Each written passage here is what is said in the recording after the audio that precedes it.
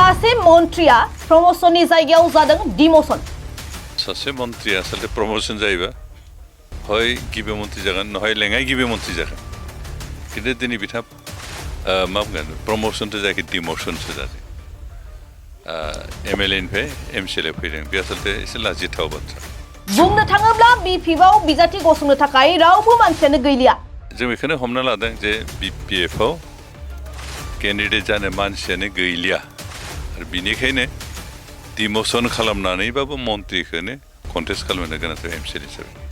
रिहन दैमारिनि फिसाज्लाया केम्पेइननि मुङाव लाइमोनफोरखौ जौ लोंहोदों। आरो जेराव जेराव गाव हाबनो हायाखै फिसालाखौ थिनहरदों। दा फिसालायाबो उन्दै उन्दै सेंग्रा जायफ्रा भटार लिस्टआव नामानो हाबाखै बेबायदि गथ'फोरखौ बाहायनानै जुमाय लोंहोदों माबा खालामदों पस्टार खालामदों बहाबा दावराव दावसि खालामनायनिबो प्रसेस जागोन आरो बे जोंनि थाखाय मोजां नङा।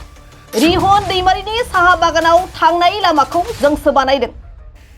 20 बोसोर गावनि बागानाव थांनाय लामाखौनो बानायना लानो हायाखै गावनि क्रेसाराव थांनाय लामाखौनो बानायना लानो हायाखै जोंसो बानायना होनो गोनां जादों। भैरबकुन्द बियाबनि बिपिएफनि बिजाथि रिहन दैमारिनि सायाव बिटिआरनि लेङाइ गाहाय मावफुं सोद्रोमा गबिन्द चन्द्र बसुमतारीनि गाग्लोबसार बिबुंथि। बिटिसि बिसायख'थिया जेसेबांनो खाथियाव फैगासिनो दं बे समाव राजखान्थि हान्जाफोरा गावजों गावनि गेजेराव बायदि बाथ्रा दान्थे बिदान्थे खालामनाया बिटिआरनि बिसायख'थि फारसे रायजो राजाफोरनि गोसोखौ मुहिनां खालामदों। बावैसो सान सिगां बिपिएफ राजखान्थि हान्जाया गावसोरनि सा 22 बिजाथिनि मुंखौ फोसावनाय लोगो लोगोनो 38 नं भैरबकुन्द बियाबाव सोलिफु बिटिआरनि लेङाइ गाहाय मावफुं सोद्रोमा गबिन्द चन्द्र बसुमतारीया बे खेबाव बारग' मन्त्रि रिहन दैमारिनि सायाव बायदि गाग्लोबसार बिबुंथि लाखिनायखौ नुनो मोननाय जादों।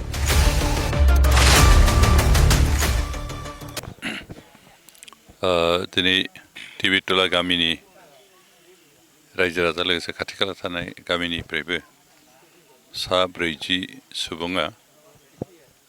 इउपिपिएलआव जुगदान खालामबाय। बिथांमोना गुबुन गुबुन पार्टिनि सापर्टार आरो बिबानगिरिमोन।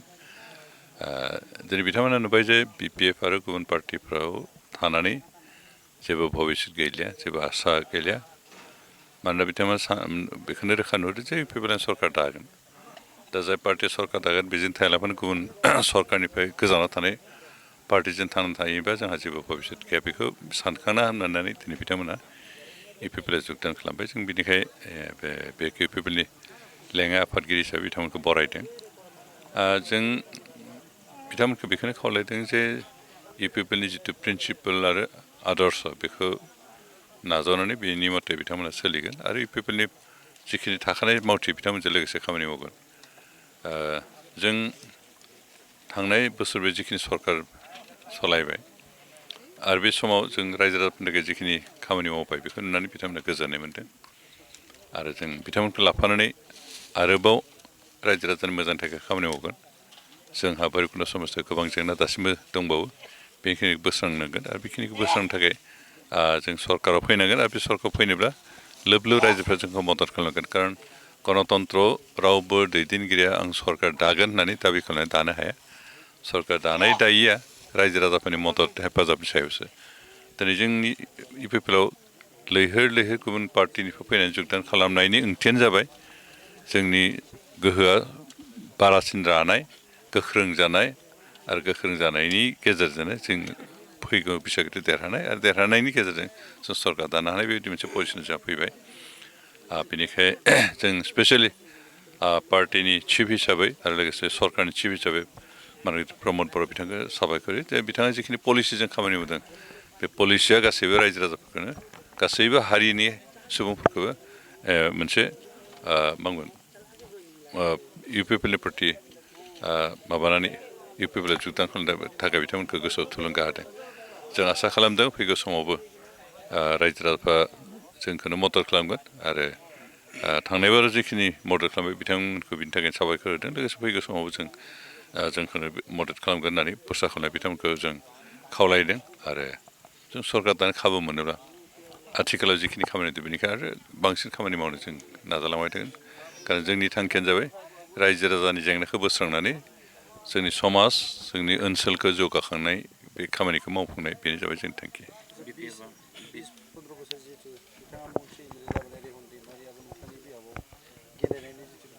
गनायखौ फोथायनाय मोनबाय मा बुंगोन रेहन दैमारि बिथाङा 10 बोसोर मन्त्रि दंमोन बिथाङा टटेल 20 years MLA हिसाबै जोंनि ओनसोलनिफ्राय दैथायहरजादोंमोन दा सासे मन्त्रिया आसलते प्रमोसन जायोबा हय गिबि मन्त्रि जागोन नहय लेङाइ गिबि मन्त्रि जागोन खिन्थु दिनै बिथाङा मा बुंगोन प्रमोसनथ' जायाखै डिमोसनसो जादों MLA निफ्राय MCLA फैदों बे आसलते एसे लाजिथाव बाथ्रा बिथाङा MLA कन्टेस्ट खालामनांगौमोन जोंहा बेयाव बुंनांगौ थायामोन खिन्थु MCLA कन्टेस्ट खालामनायाव जोंहा रायजोफ्रा एसे बुजिनो गोब्राब मोनदों बबे फर्मुलाजों बिथाङा डिमोसन जाखो थारमाने जों बेखौनो हमना लादों जे BPF आव केन्डिडेट जानो मानसियानो गैलिया